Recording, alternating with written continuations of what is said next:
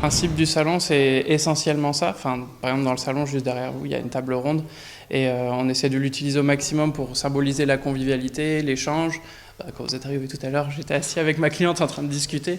Ça, c'est vraiment le genre de choses qu'on veut faire, prendre le temps avec les gens, non seulement pour le côté coiffure aussi, mais pour le côté humain, de se raconter un peu nos vies, de devenir des confidents, des amis. C'est vraiment le petit plus qu'on veut mettre au salon.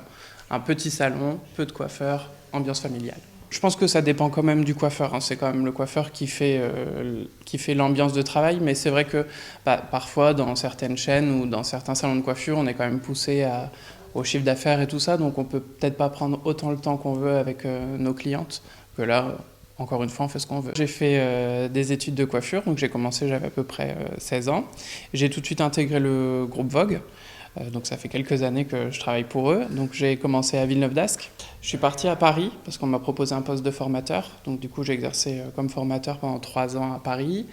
Mais j'ai eu envie de revenir à Lille parce que quand on est lillois, on reste lillois.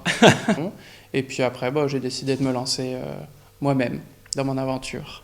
J'ai toujours travaillé dans des salons qui étaient plus haut de gamme, mais j'ai eu envie de sortir de ce côté un peu là. C'est aussi pour ça qu'on s'est installé rue Gambetta, parce que c'est vraiment un quartier convivial, familial, où il y a tout type de personnes. Donc du coup, c'est vraiment la cible du salon, c'est vraiment tout le monde. Je n'avais pas envie d'avoir une clientèle haut de gamme, je voulais être accessible à tout le monde, parce que tout le monde doit avoir le droit de se faire coiffer. Le Big One, du coup, c'est un concours de coiffure qui est organisé par le magazine Tribute, qui est mon magazine de coiffure préféré. C'est vraiment un magazine que j'adore parce qu'ils font plein de choses, à la fois du classique comme de l'avant-garde, mais c'est toujours très classe. Et du coup, ce concours de coiffure, c'est de créer des images, en fait, qui seraient susceptibles de passer dans le magazine. Donc il y a différentes catégories sur la coupe, la couleur, vous avez les jeunes talents, donc ça c'est la catégorie pour laquelle je suis sélectionné, jusqu'à 30 ans, c'est la dernière année. Et donc il fallait créer des visuels, une collection de 4 visuels. Et donc du coup j'ai envoyé mon dossier et cette année, après 10 ans à tenter le truc, je suis enfin sélectionné.